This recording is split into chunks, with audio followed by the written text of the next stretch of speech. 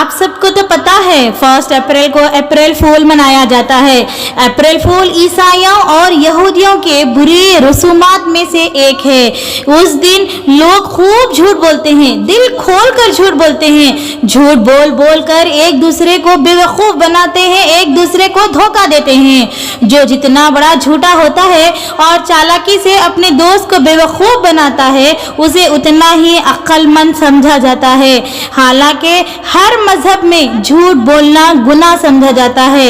हम छोटे बच्चों को सिखाते हैं झूठ मत बोलो, और सब 1 अप्रैल को सब के सब झूठ बोलकर सामने वाले को बेवकूफ़ बनाकर खुश होते हैं। कुरान व अहादीस में भी झूठ बोलने से मना किया गया है। झूठ बोलने से कई लोगों को तकलीफ मिलती है, कई लोगों के जानी व माली नुकसान होता है।